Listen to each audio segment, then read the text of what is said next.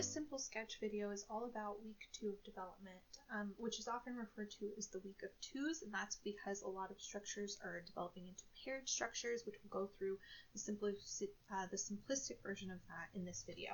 So I just wanted to bring your attention right here. If you haven't already watched week 1 video, this is kind of where we ended off with week 1 around day 6, going into day 7. We have implantation of the embryo into the wall, the lining, the endometrium there. We have the establishment of two key cell types, the trophoblast and the embryoblast. And then, as I alluded to, we start to see the development of two other types of cell types, which would be the hypoblast and the cytotrophoblasts. We get differentiation of the tropho and the embryoblast. We're going to do a simplified version, getting us from day 7 to day 14, the end of week 2 here. So we're not going over the nitty-gritty of how we get to all structures and how they develop. Remember, this is to just get us familiarized with the basic terms of embryonic development. So by the end of week 2, we're going to see the complete envelopment of the embryo within the lining of the endometrium. There is something called a fibrin capsule there that's going to shut off the developing embryo from the lumen of the uterus, but we're not going to go into that. So again, just like with week 1 of development, we want to keep things simple. We want to use mnemonics and memorizing devices to help us remember the key structures and the key takeaways. So what we're going to do for week 2 is we're going to say, okay, week 2 starts on day 7. So we're going to draw 7 simple structures. So what you're going to want to do is we're going to start with 7 layers, basically. So you want to make a big kind of wibbly wobbly looking circle, and we'll draw in our first layer here. And don't worry, we'll go through all of these. So we're going to go 1. We're then going to do another little bit less ill-defined layer here. So that's layer 2. So we're aiming for 7 there. So then we're going to go on to a 3rd layer. And this layer actually is going to connect to some of our other layers. So we're going to leave a spot open up at the top there. You can put that spot kind of anywhere that you prefer, but I'll put it at the top. So that's going to be 3. 4, our 4th layer is actually going to be this open space that we kind of established there. And then, as I said, we're going to make layer 5 connected to layer 3, and we're going to do that like this. So here, that kind of circle around that circle we just drew is going to be layer 5. And then we're going to end, remember, we're aiming towards 7. We're going to draw a circle here and a circle there. And that's going to be 6, and that's going to be 7. So there we go, day 7 by the end of week 2. So you can multiply that by 2 to get to day 14. This is what our developing embryo is going to look like. So we've drawn in 1, 2, 3, 4, 5, 6, 7 different layers. So now let's go through each of those layers, and we need to name them. So starting with 1, we're going to pull that from our trophoblast. We're going to keep it green. So you can opt not to color it in if you prefer, but I am a really visual learner sometimes, and colors can help me remember, particularly for embryonic development. So layer 1, this layer is our longest named layer, and it is our syncytiotrophoblasts. The end of it's nice for showing its origin because you can see there it's developed from the trophoblast layer. So that's 1.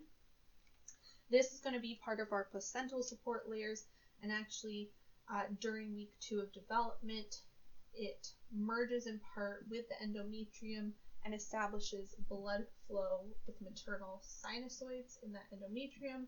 So I like to just signify that with some simple red polka dots. So that's layer 1 for syncytiotrophoblasts. We're then going to move on to that purple layer that I alluded to, and that's our layer 2. So again, coloring in that layer we established there.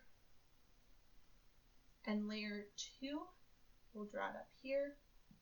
Remember, the point of these is to not draw some perfect illustration, but to use simple schematics to help us remember. So crossing lines is completely fine with me. So this is going to be our cytotrophoblast. And again, I bet we can figure out where it's come from. That's going to originate from that trophoblast layer there. So there we've gone 1, 2. Now with 3, remember we're going to have a lot of paired structures here. 3 we're actually going to combine with the number 5. Remember how I showed they were connected there. So 3 and 5 are connected structures, and we're just going to simply refer to this kind of layer that's connected by this structure, which is called the connecting stalk actually.